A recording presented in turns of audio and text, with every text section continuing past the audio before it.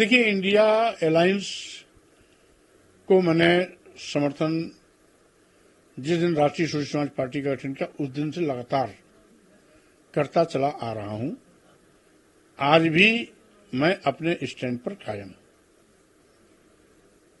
क्योंकि हमारा मकसद बहुत साफ है कि जिस तरीके से भारतीय जनता पार्टी देश के करोड़ों नौजवानों को बेरोजगार बना दिया, सरकारी नौकरियां खत्म कर दी, अनुसूचित जाति अनुसूचित जनजाति पिछड़ों का आरक्षण शून्य निष्प्रभावी और खत्म करने का साजिश कर रही है,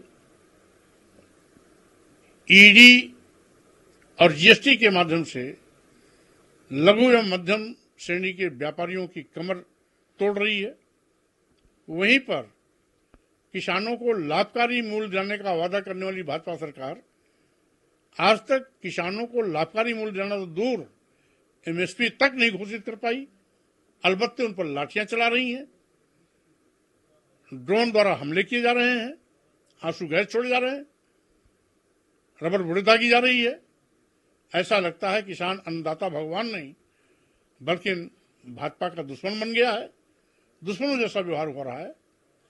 ये पहली ऐसी विवर्तन सरकार है जो सरकारी विभाग, सरकारी संस्थान, सरकारी प्रतिष्ठान को अपने चहेते उद्योगपतियों के हवाले कौड़ियों के भाव कर रही है।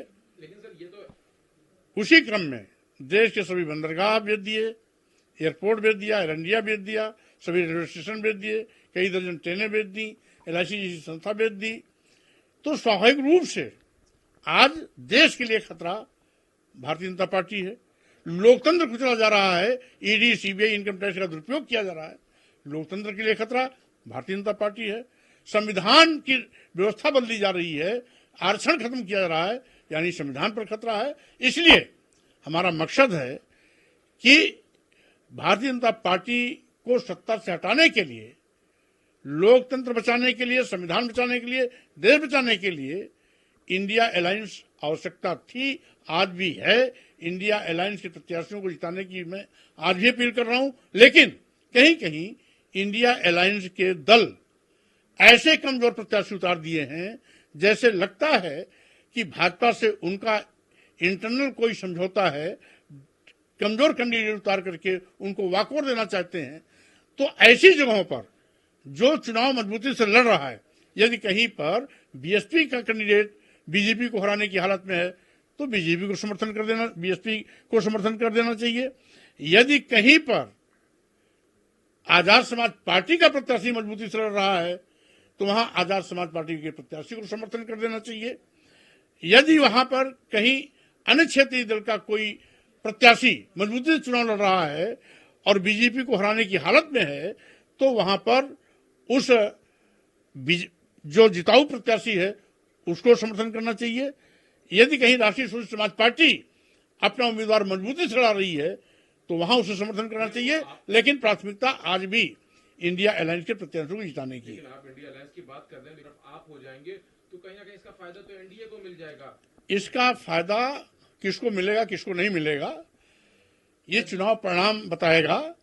जब बीजेपी वहां हारेगी और स्वामी प्रसाद मौर्य जीतेंगे तब आपको ये पता लग जाएगा। इंडिया अलायंस के कैंडिडेट का क्या होगा सर? हमने तो कह दिया कहीं कहीं इंडिया अलायंस के इतने कमजोर प्रत्याशी हैं कि ऐसा लगता है भाजपा को वॉकओवर दे रहे हैं। तो क्या इसमें कोई सत्यता है, क्योंकि बीच में कई कैंडिडेट बदले भी गए हैं? अब इसका निर्णय तो जनता करेगी। हमारा तो दिमाग साफ है तो इंडिया कि बीजेपी को सत्ता से हटाने के लिए हम इंडिया अलायंस जहां जिताऊ पोजीशन में है वहां इंडिया अलायंस के प्रत्याशियों को समर्थन देंगे। कुशीनगर की बात और जहां पर अन्य विपक्षी पार्टी का कोई नेता या प्रत्याशी मजबूती से चुनाव लड़ रहा है, बीजेपी को हराने की हालत में है, वहां पर उसे समर्थन देने की अपील करता हूं। कुशीनगर की आपने बात करी, वहां तो समाजवादी पार्टी का कैंडिडेट तो क्या लगता है कि समाजवादी पार्टी की साठगांठ हो गई है अब बीजेपी से, जो आप कह रहे हैं कि बीजेपी का कैंडिडेट? अब मैं इसको नहीं कह सकता, लेकिन वहां की जनता उसे जानती भी नहीं है जो प्रत्याशी आया है, और हमने अपने को प्रत्याशी वहां की जनता की मांग के देखते हुए मैंने अपने को घोषित किया है।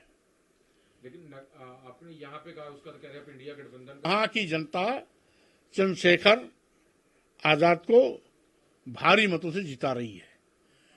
नगीना लोकसभा के कई कार्यकर्ताओं ने मुझसे अनुरोध किया कि मौर्य जी आप भी अगर समर्थन दे देंगे तो जीतने का अंतर और बढ़ जाएगा, भारी अंतराल से हम जीतेंगे। लेकिन वहां पे भी तो इंडिया अलायंस का कैंडिडेट खड़ा हुआ है। लेकिन अगर इंडिया अलायंस का कैंडिडेट भारतीय जनता पार्टी की लड़ाई के टक्कर में है ही नहीं, तो क्या भारतीय जनता पार्टी को जीतने के लिए हम वहां पूजा पाठ करेंगे? लेकिन वोट तो कट जाएगा और फायदा तो बीजेपी का होगा। ये सब बाकी पार्टी का कहना है। ये गलत धारणा है। बीजेपी की खटिया खड़ी बिस्तरा गोल होने जा रहा है। बीजेपी को जिस तरीके से आज देश में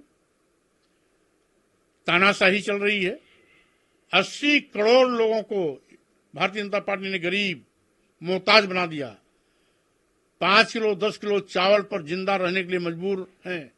उनके पास न खेती है, न रोजी रोटी का कोई अन्य साधन है, न नौकरी है। वो 5 किलो 10 किलो चावल के लिए लाइन लगाते हैं। ये 80 करोड़ लोग हैं, 1 2 3 नहीं। और ये सरकार आंकड़ा देती है, यानी 80 करोड़ लोगों को गरीब बनाया, मोहताज बनाया, जिनके लिए खाने के लाले हैं 5 किलो 10 किलो चावल पर अपनी जिंदगी बिताने के लिए मजबूर है।